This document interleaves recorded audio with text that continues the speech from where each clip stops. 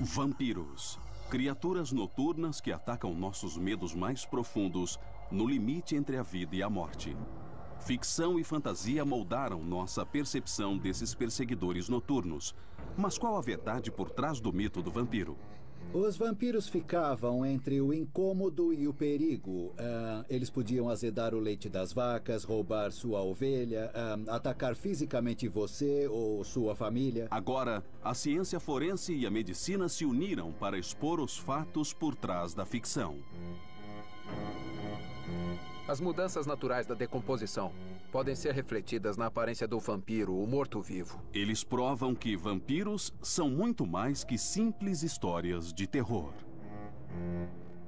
As estacas foram colocadas lá deliberadamente para evitar que esse homem se transformasse em vampiro. Para alguns, vampiros ainda são uma realidade aterrorizante. Eu vi ele vindo à noite. Ele sugou o meu sangue. Esse aqui é o meu forcado. Eu usei este forcado para tirar o coração dele. Para desvendar os segredos do vampiro, atravessaremos a Europa e iremos além para encontrar provas que podem até transformá-lo de criatura lendária a um fato histórico.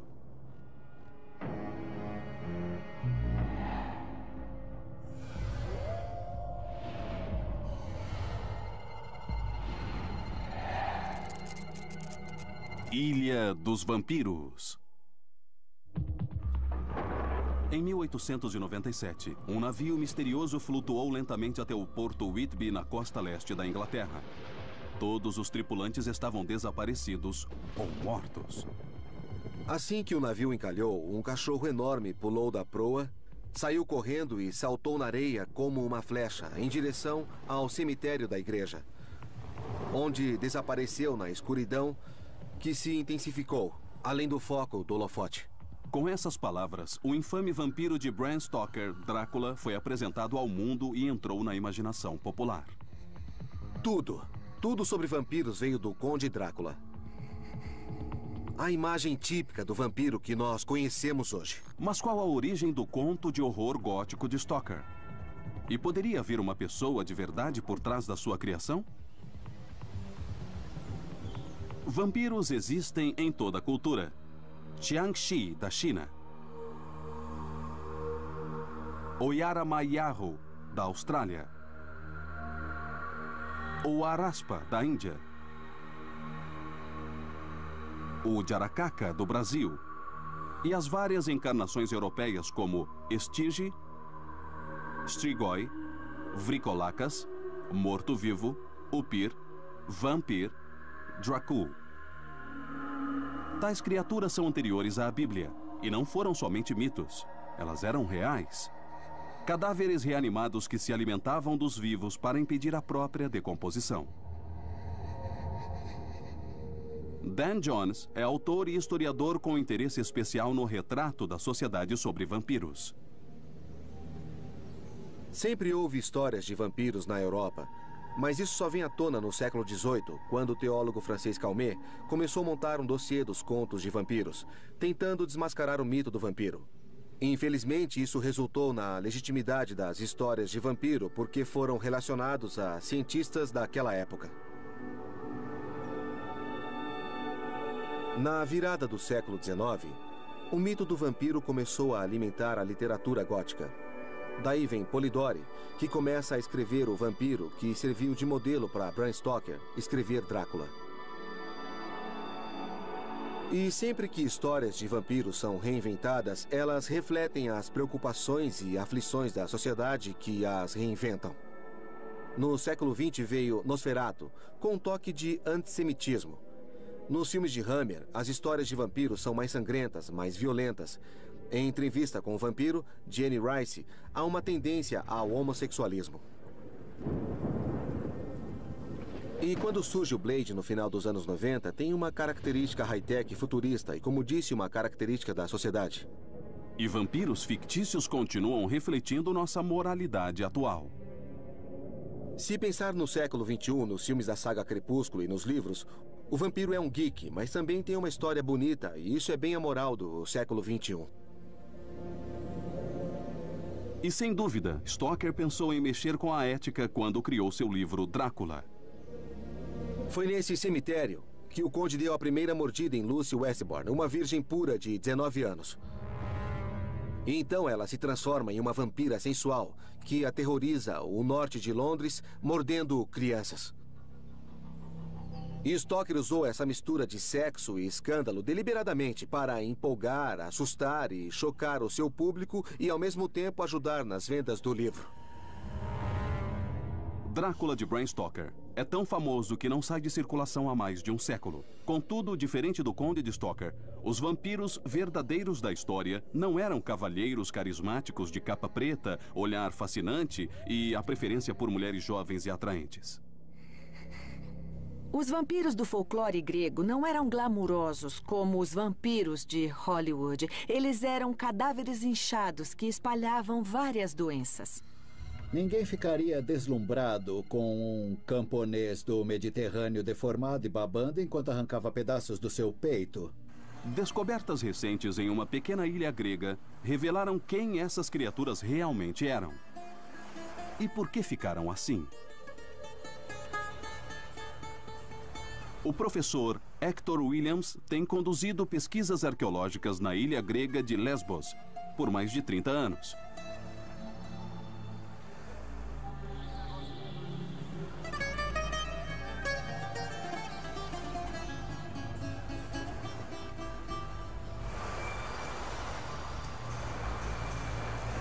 Mas foi em 1988 que ele fez uma descoberta que acrescentou algo às histórias de vampiros.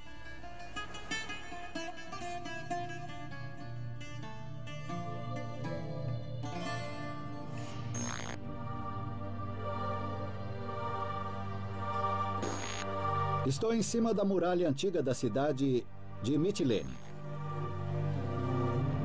Durante 5 estações e com mais de 40 trabalhadores, cavamos dos 2 lados e ao redor dela. Surgiram dezenas de descobertas. Um bordel romano ali, um distrito industrial helenístico aqui, cerâmica da era de Safo, 600 anos antes de Cristo, lá embaixo. Mas nada foi mais chocante que a descoberta que fizemos depois daquela parede ali, aliás, construída na própria parede. Foi uma descoberta que abalou as bases da arqueologia. Prova de que os vampiros podem não ser somente criaturas lendárias, mas um fato histórico. Estamos na beira da muralha antiga e foi bem aqui que descobrimos que essa parede tinha sido transformada em uma cripta cuidadosamente escavada, na qual foi deixado um caixão de madeira com várias pedras pesadas em cima. Por alguma razão, alguém teve o enorme e grande trabalho de cavar uma sepultura abaixo das muralhas da cidade. Mas esse não era o único mistério. Estava bem aqui, tinha uns 2 metros e dentro dele havia restos mortais de um homem de meia idade. Alguém que os estudantes apelidaram de Vlad por causa do Vlad, o Empalador. Vlad, o Empalador, foi um soberano da Romênia no século XV e provavelmente a inspiração para o Drácula de Bram Stoker. E como seu colega, o Vlad de Hector também teve um fim peculiar. Ele tinha pregos em sua garganta, na cintura e nos tornozelos para segurar ele no caixão. Esse não foi um enterro comum. Um cadáver pregado no caixão. 3 estacas de metal de 20 centímetros pelo seu corpo. Nos tornozelos, na pelvis e no pescoço. Isso era singular. Achamos mais de 50 sepultamentos nessa área, homens, mulheres, mas este aqui nós percebemos que recebeu tratamento especial. O tratamento de um suspeito de ser vampiro. Então, quem era Vlad? E por que foi considerado um vampiro? Hector recorreu à paleopatologista grega Anastácia Tsaliki para respostas. Ela constatou que, longe das presas dos personagens de ficção, esse vampiro era surpreendentemente comum. Ele era um homem normal, mas por alguma razão os moradores acreditavam que depois de sua morte ele se tornaria um vampiro ou um morto-vivo. Então, quando ele morreu, tomaram todas as medidas possíveis para impedir que ele voltasse ao mundo dos vivos. Entre 40 e 50 anos, Vlad estava em forma e era forte. Provavelmente um operário e tinha uma boa dieta. Mas por alguma razão, quando morreu, não teve um enterro comum. Ao invés disso, foi pregado em um caixão e colocado dentro da muralha da cidade. Mas por que foi tratado dessa maneira? Ele deve ter tido algumas características que o tornaram suspeito em vida. Então eles não quiseram arriscar. Esse era um homem que eles não queriam ver de novo. Nem vivo e nem morto. Por que as pessoas tinham tanto medo do Vlad? E por que ele era considerado um vampiro? As pistas podem estar a 1.600 quilômetros a oeste, sob uma antiga igreja paroquial inglesa. A igreja de São Leonardo, em Hythe, no sul da Inglaterra, possui um segredo.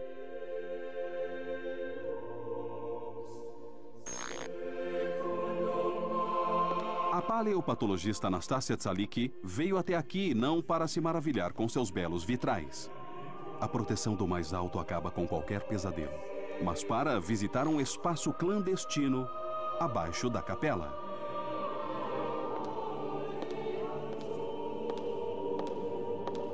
Uma cripta com os ossos de mais de 4.000 pessoas.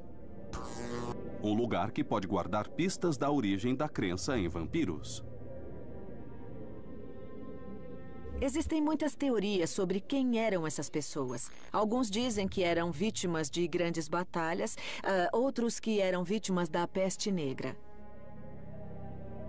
Mas estudos recentes encontraram terra dentro de alguns dos crânios. Então acreditamos que eram cidadãos comuns de Hythe e que no século XIII, quando a igreja precisou se expandir, eles foram desenterrados do cemitério da igreja e trazidos para cá.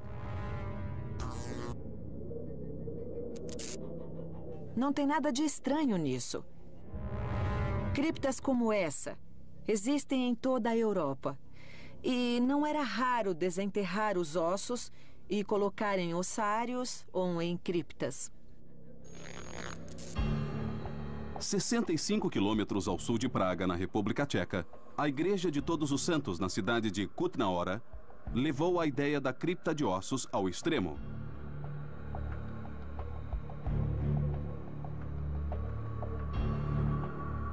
Conhecida como Ossuário de Sedlec, esta é a maior tumba de ossos da Europa, com restos de mais de 70.000 pessoas.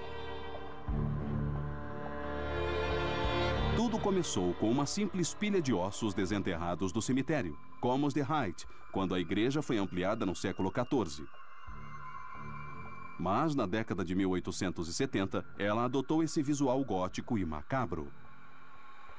Há 4 painéis enormes em forma de sino em cada canto da capela, e um lustre colossal contendo pelo menos um de cada osso do corpo humano pendurado no centro da nave. Os mortos não precisam ficar enterrados para sempre. Em muitas culturas, eles exumam os corpos e colocam os ossos num mausoléu, um túmulo de família ou ossário. Embora raramente ornamentadas, as criptas de ossos e mausoléus ainda são comuns no mundo inteiro.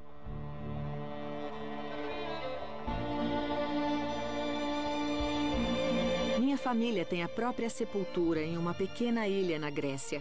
Então, um dia, espero que meus ossos possam ser transferidos para lá para eu poder descansar ao lado dos meus ancestrais.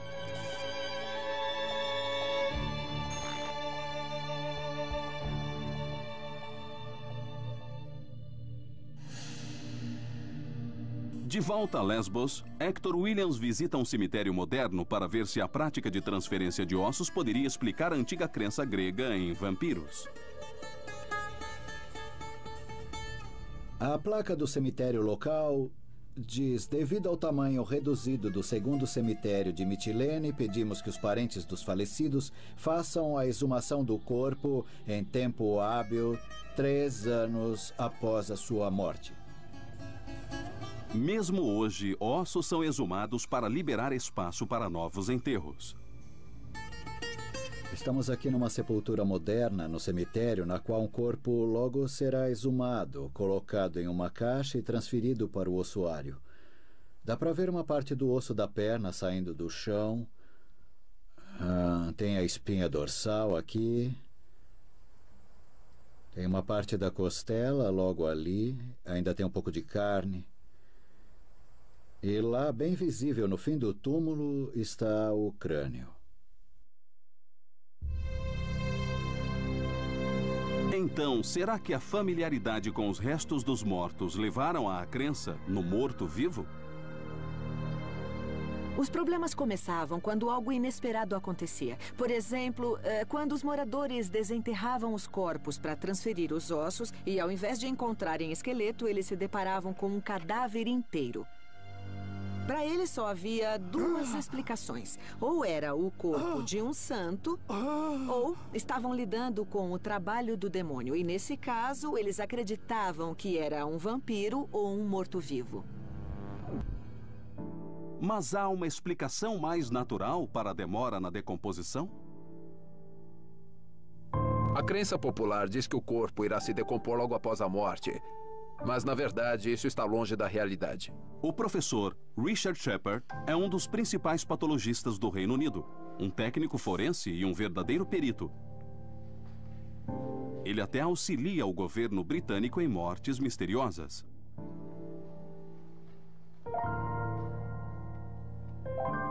A velocidade da decomposição depende do estado do corpo na hora da morte e do solo em que ele foi enterrado. O corpo geralmente contém milhões e milhões de bactérias. A maioria é benéfica ao corpo, ajudando na digestão e ajudando o organismo a se proteger melhor contra infecções. Mas depois da morte, não sobra nada para alimentar as bactérias e elas começam a digerir o próprio corpo. Esse é o processo natural de decomposição. As bactérias do corpo ganham liberdade para se alimentar. Isso geralmente resulta em uma pilha de ossos pronta para ser transferida a um ossuário ou mausoléu. Mas primeiro ela precisa ser limpa. Antigamente, as pessoas não conheciam a ligação entre a difusão de bactérias e doenças. No entanto, o tratamento ritualizado dos ossos era uma maneira de proteger os vivos da difusão do contágio.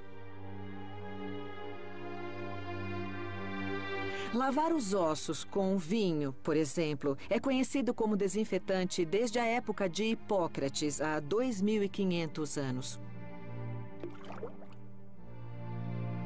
Através do tratamento ritualizado dos ossos, os gregos literalmente se protegiam dos mortos. Um processo que poderia ser usado nas histórias de vampiros.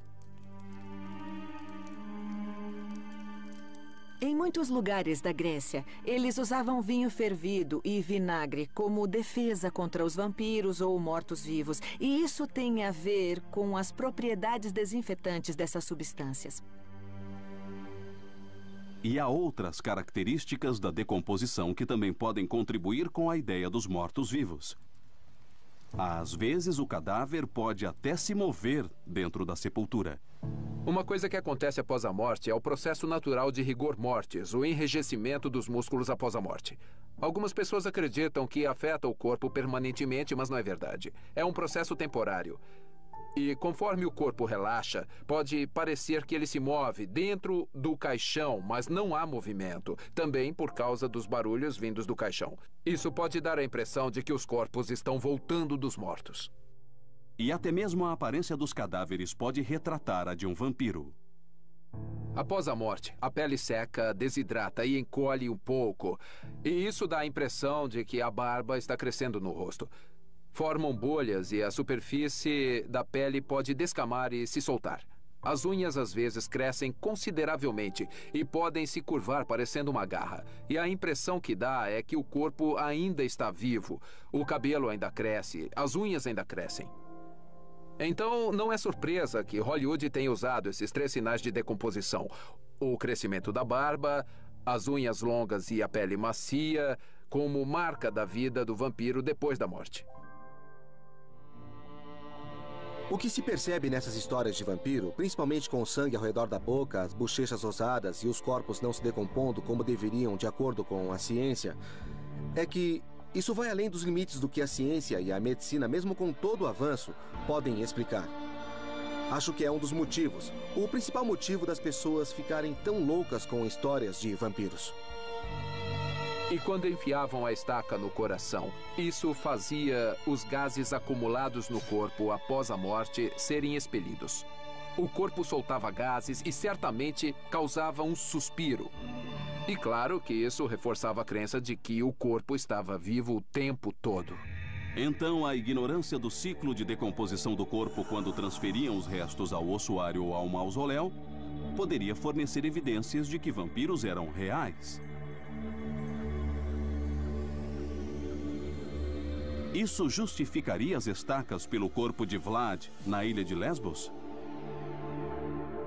A Grécia tem uma longa tradição de mitologia sobre vampiros ou mortos-vivos. Do século XVII ao XIX, os viajantes europeus contavam histórias de como suspeitos de serem vampiros eram exumados e pregados dentro dos caixões para impedir que ressuscitassem. E acho que foi exatamente isso que aconteceu no caso do Vlad. Ele era um pobre coitado que, por alguma razão, foi considerado um vampiro. Então, quando ele morreu, foi tratado como tal, com estacas pelo corpo todo. Eles tomaram várias precauções para garantir que esse homem não voltaria dos mortos. Pregaram as estacas, o colocaram em um sarcófago de madeira, construíram uma cripta especial para ele e acrescentaram pedras pesadas em cima da cripta para impedir que o caixão se abrisse. Havia uma razão, mas nunca saberemos. Por que esse homem era uma ameaça para os vivos? Porque ele era um vampiro em potencial. A descoberta de Vlad abalou o mundo arqueológico e confirmou que vampiros eram reais. Mas as razões de Vlad ter sido considerado um vampiro não passam de suposições. Eles devem ter pensado que ele era um vampiro pelo seu comportamento em vida. Há dezenas de razões para uma pessoa ser considerada um vampiro. Comportamento suspeito da pessoa, histórico familiar suspeito, uma má reputação, um erro que o padre pode ter cometido no enterro. Há muitos motivos e nós não sabemos por que acharam que esse homem em particular era um vampiro. Nunca saberemos com certeza. Mas outra sepultura ainda mais misteriosa foi encontrada em Lesbos. Uma que poderia fornecer respostas.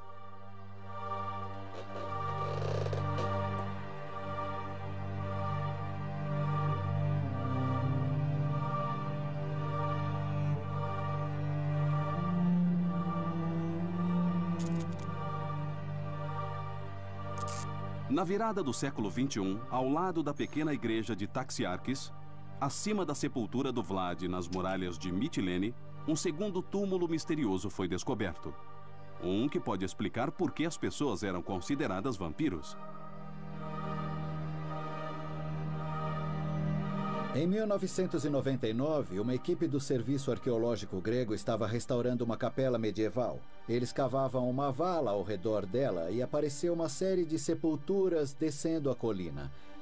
Uma aqui em cima perfeitamente normal. E uma aqui, uma pessoa deformada com duas estacas de 16 centímetros, uma de cada lado. Foram essas estacas que forneceram as primeiras pistas de que esse enterro era único. As estacas encontradas dentro do túmulo eram grandes demais para serem lascas do caixão. E não havia sinais de que estavam presas a alguma coisa.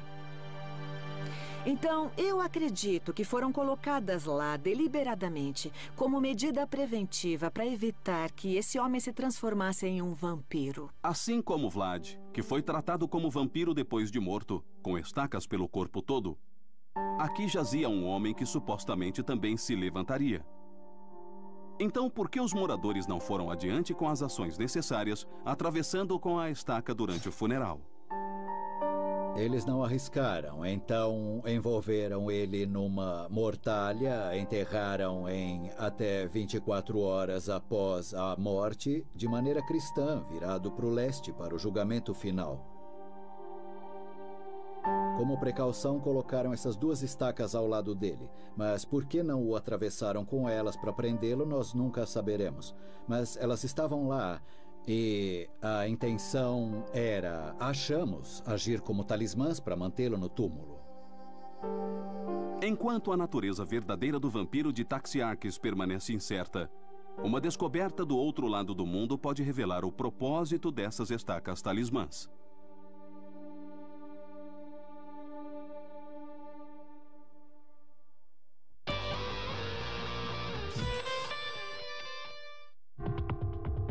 Em 1988, na cidade de Mitilene, na ilha grega de Lesbos, Hector Williams e sua equipe de arqueólogos descobriram os restos de um vampiro que apelidaram de Vlad.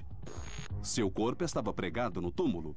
10 anos depois, um segundo vampiro foi exumado de um cemitério a alguns quilômetros da cidade.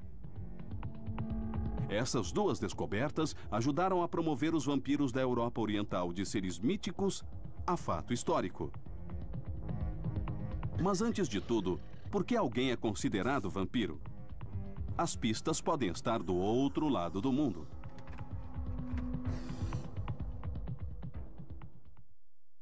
Em 1990, uma série de descobertas chocantes aterrorizou uma calma cidade americana na Nova Inglaterra.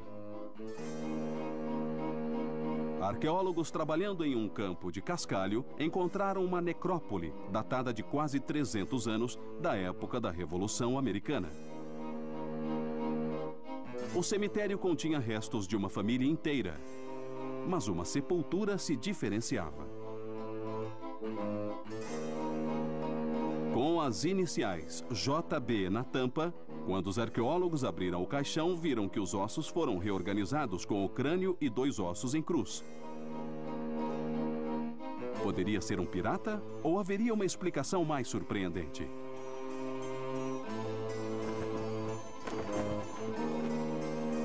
A cientista forense Anastasia Salicki reexamina o caso em busca de pistas e verifica se a descoberta pode estar relacionada de alguma forma com os vampiros da ilha de Lesbos.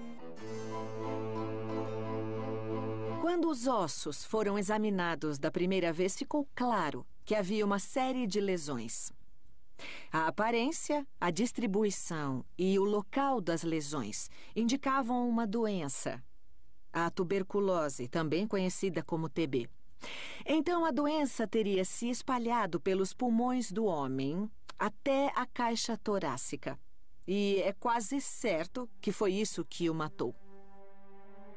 A tuberculose é uma doença horrível abundante na América Oriental nos séculos 18 e 19.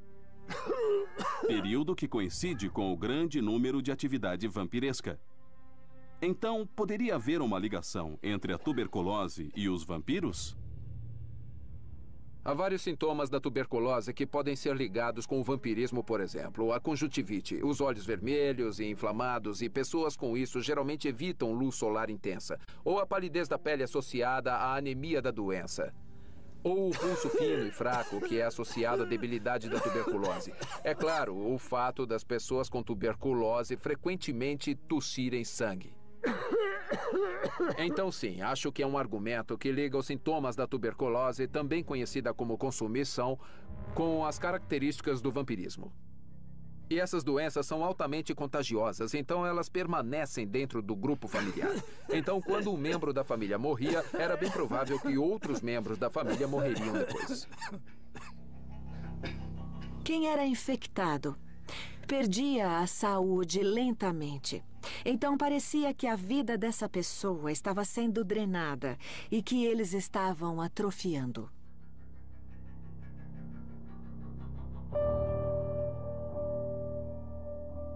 Acredito que essa pessoa tenha morrido de tuberculose e a família dele também contraiu a doença e logo o seguiram para o túmulo. Os membros da família de JB morreram logo depois dele. Era um sinal de que ele tinha virado um vampiro. E com a difusão da doença, a histeria deve ter tomado conta da comunidade. Eles devem ter sido levados a desenterrar os corpos e tomar as medidas de precaução apropriadas.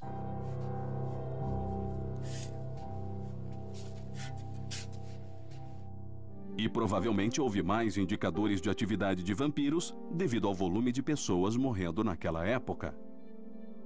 Quando muitas pessoas morrem, os enterros são rápidos, sepultamentos em covas rasas, e na escavação dessas covas, outros corpos são envolvidos, levando à dispersão dos ossos, às vezes até de partes do corpo na superfície ou saindo da cova. Essa aparência dava a impressão de que esses corpos estavam vivos, voltando dos mortos. Era bastante natural tomar medidas de segurança, enterrar novamente os restos, colocar pedras ou usar um caixão pesado ou enfiar uma estaca no túmulo para que não se levantassem. Ou talvez, como no caso de JB, apenas reorganizar os ossos. Reorganizando os ossos, eles devem ter acreditado que imobilizariam o cadáver no túmulo e assim impediriam que ele se levantasse de novo. E há mais uma evidência mortal que liga a tuberculose com os vampiros. A 80 quilômetros dali, em um cemitério abandonado em Rhode Island, está uma lápide de 1841. Contém a inscrição: em memória de Simon Whipple, que faleceu em 6 de maio de 1841. Embora a consumação do vampiro tenha tomado esse pobre mortal. Consumição é outro nome dado à tuberculose. Então, talvez essa seja a prova da ligação entre a tuberculose e os vampiros.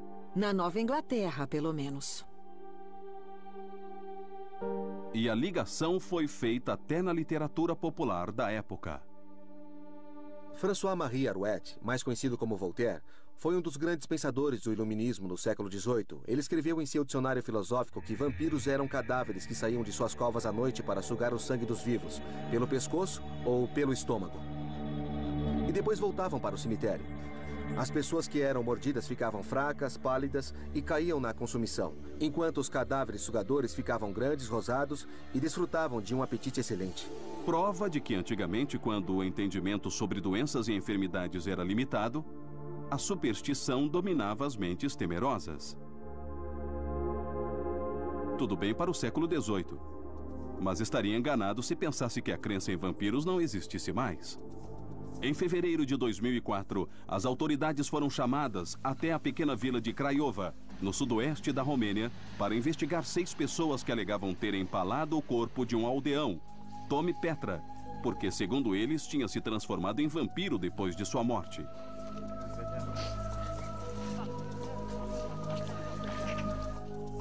Meu cunhado morreu e depois de morto, ele virou um vampiro.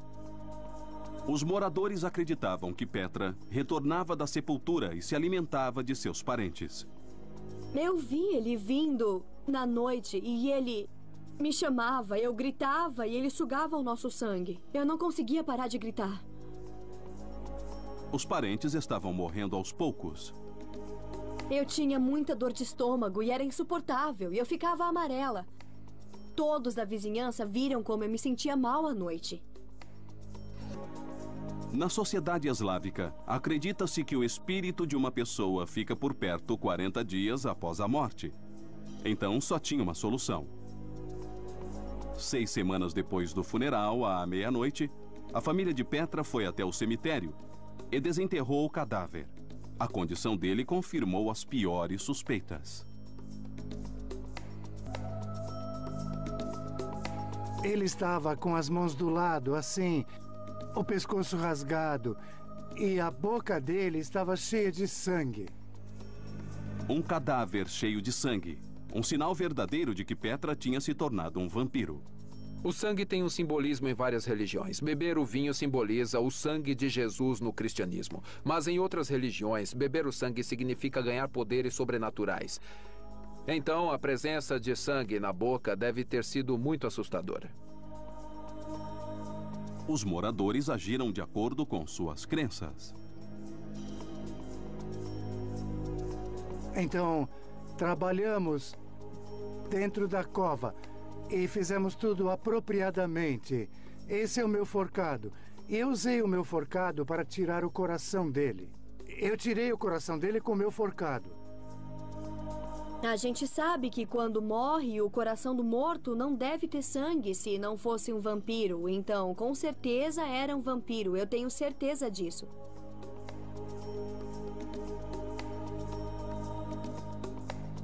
Daí, a gente queimou e bebeu as cinzas junto com água. Você tinha que ver, foi incrível. Nós bebemos as cinzas e imediatamente começamos a nos sentir bem melhor. Ao menos na Romênia, o vampiro não é uma lenda. Ainda é uma ameaça real. Criaturas noturnas que atacam nossos medos mais profundos no limite entre a vida e a morte.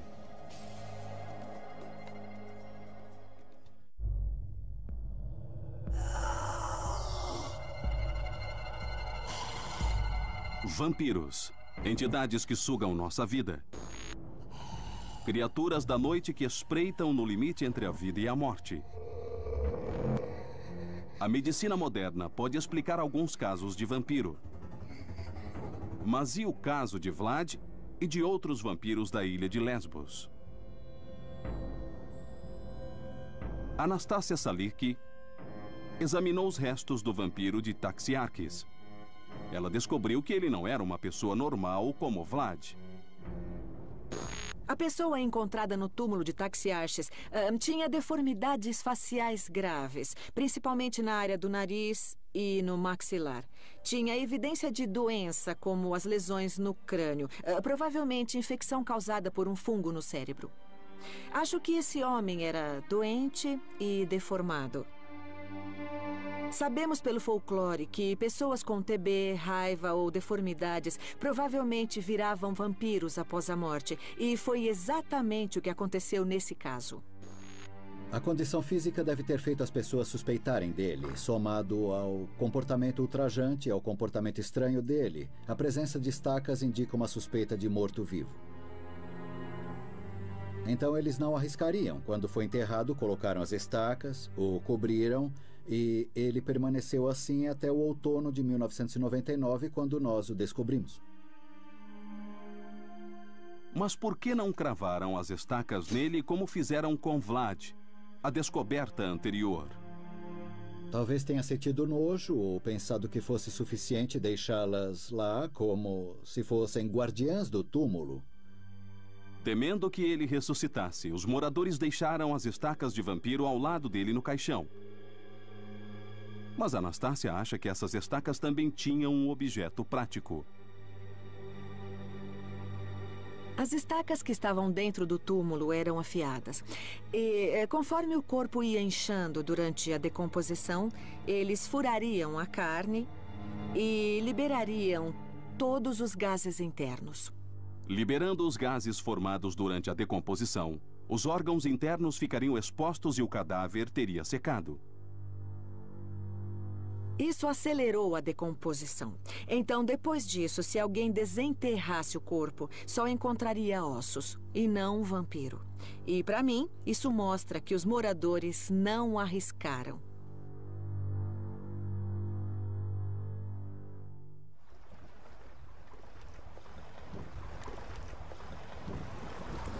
Ainda há um último detalhe na história da Ilha dos Vampiros. Durante sua pesquisa pelos últimos 30 anos, Hector Williams ficou fascinado pelos livros de um dos autores viajantes mais famosos daquela época, Charles Thomas Newton. Em 1860, Charles Newton, que foi vice-cônsul inglês de Mitilene, publicou sua autobiografia Viagens e Descobertas no Mediterrâneo. E essa autobiografia refere-se a uma ilha próxima a Mitilene. Em Mitilene, os ossos daqueles que não descansam em paz em seus túmulos são transportados para uma pequena ilha próxima, onde são enterrados novamente. Essa é uma barreira eficaz contra todos os imprevistos futuros, já que vampiros não conseguem atravessar água salgada.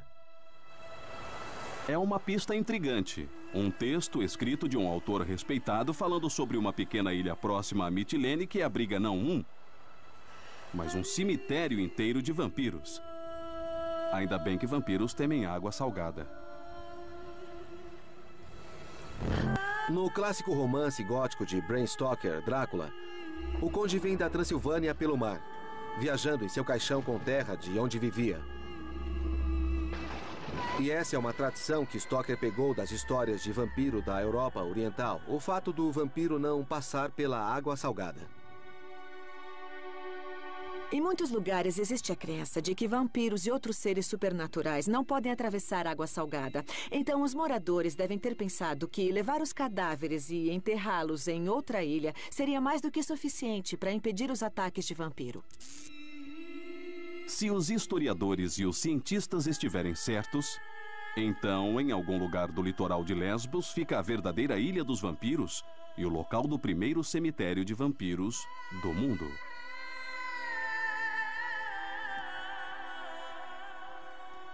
Newton escreveu essas palavras há 140 anos e pensamos no que os gregos tinham feito com os vampiros além de enterrá-los localmente. E essa passagem sugere que descobrimos para onde eles foram. Logo ali, naquela pequena ilha perto da vila de Pânfila.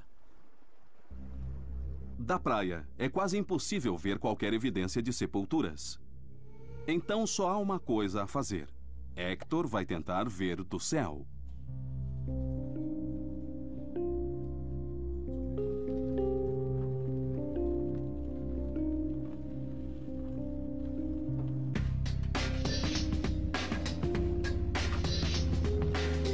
Acabamos de decolar do aeroporto internacional de Mitilene, rumando direto ao norte da ilha de Pânfila.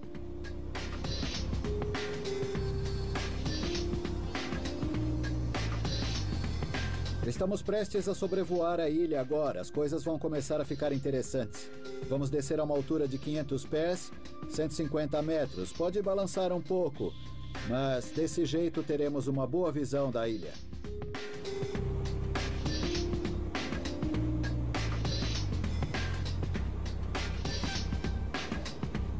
Vamos dar a volta na ilha e, olha, dá para ver que ainda tem uma estrutura pequena do lado norte. Tem as fundações do que parecem porões um pouco mais ao leste. Será que são os locais de enterro? Lugares que abrigam estruturas subterrâneas? Nós conseguimos distinguir os cursos de várias estruturas, fundações que indicam que há sepulturas na ilha.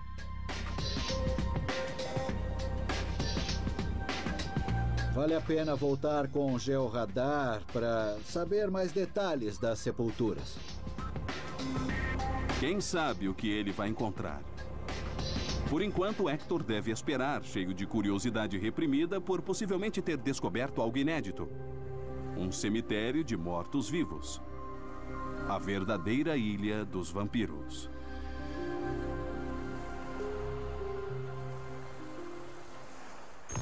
A pesquisa de Hector confirmou, sem sombra de dúvida, que vampiros já habitaram a ilha de Lesbos. As pessoas supõem que os vampiros são mitos, mas na Europa Central, os vampiros evoluíram de uma maneira singular, que tem fascinado a todos desde o século XVIII. Graças à ciência forense moderna e à medicina, sabemos que vampiros eram pessoas de verdade, rejeitadas pela sociedade, que sofriam com doenças, deformidades ou distúrbios mentais. Ele deve ter sido rejeitado e, por esse motivo, foi tratado como vampiro depois de morto. E mesmo hoje, em algumas partes do mundo, vampiros ainda são considerados ameaças reais. Um dos mais fascinantes e duradouros de todos os seres sobrenaturais.